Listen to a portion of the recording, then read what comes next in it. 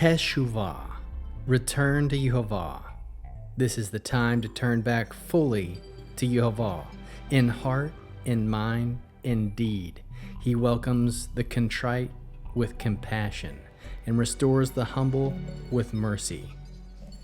Yehovah Rophecha, Yehovah who heals you.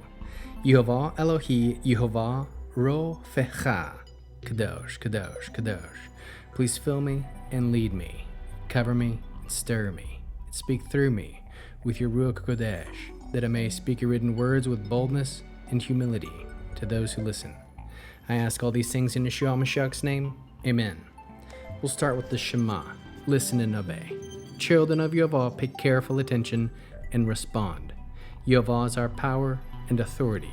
Yehovah works in unity with himself, and you shall act upon your love to Yehovah with your power and authority, with your thoughts and mind, with your entire body, and with all the muchness that you have. Yeh-ho-VAH, hand, behold, nail, behold. 2 Chronicles chapter 7.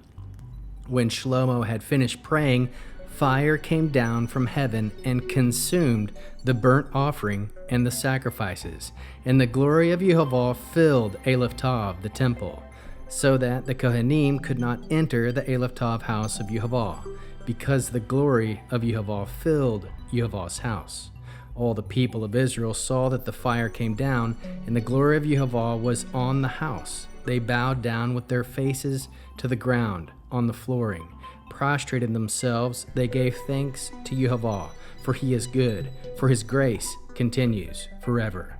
Then the king and all the people offered sacrifices before Yehovah. King Shlomo offered an Elohe sacrifice of 22,000 oxen, 120,000 sheep.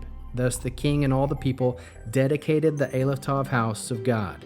The Kohanim stood at their appointed stations, while the Levi'im used the instruments that David the king had provided for making music to Yehovah, in order to give thanks to Yehovah, for his grace continues forever.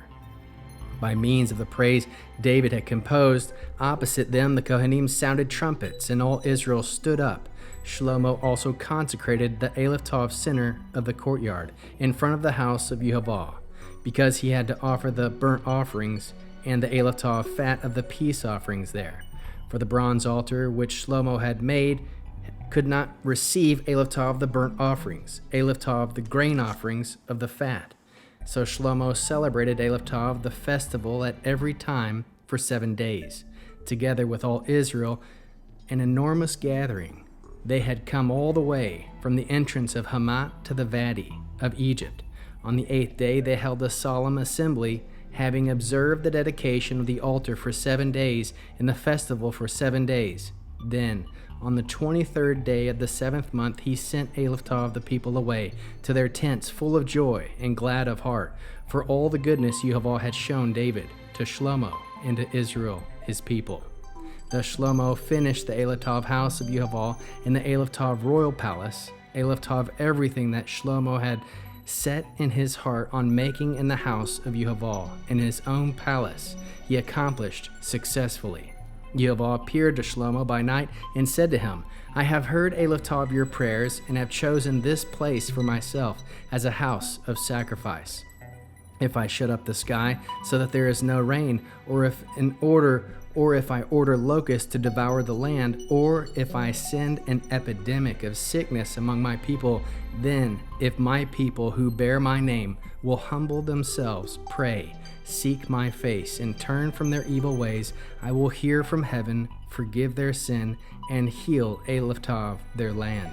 Now my eyes will be open and my ears will pay attention to the prayer made in this place. For now I have chosen and consecrated this Elohe house, so that my name can be there forever. My eyes and heart will always be there. As for you, if you will live in my presence, as did David your father, doing everything I have ordered you to do, and keeping my laws and rulings, then I will establish the Elohe throne of your rulership, as I covenanted with David your father, when I said, you will never lack a man to be a ruler in Israel. But if you turn away and abandon my regulations and mitzvah which I have set before you, and go and serve other gods, worshiping them, Then I will pull them up by the root out of the land I have given them. Eloh, this house, which I consecrated for my name, I will eject them from my sight, and I will make them an example to avoid and an object of scorn among the peoples. This house, now so exalted, everyone passing by will be shocked at the sight of it and will ask, why has Yehovah done this to this land and to this house? But the answer will be, it's because they abandoned Eloh Yehovah, the God of their ancestors, who brought them out of the land of Egypt, and took hold of other gods, worshiping and serving them. This is why Yehovah brought all these calamities on them. How can we learn to love our Creator after reading this fascinating 7th chapter of 2nd Chronicles? We can love Yehovah by humbling ourselves when He calls us to repent. Love Yehovah by trusting that His forgiveness brings renewal. Love Yehovah by turning from sin and walking in His healing ways. How can we love our neighbors as we love ourselves and as Yeshua loves us? By extending grace and forgiveness to others as Yehovah restores us. How can we bear one another's burdens? By praying for others' repentance and healing, interceding that Yehovah's mercy be shown to all. What are the top 3 fruits of the Spirit found? 1. Repentance.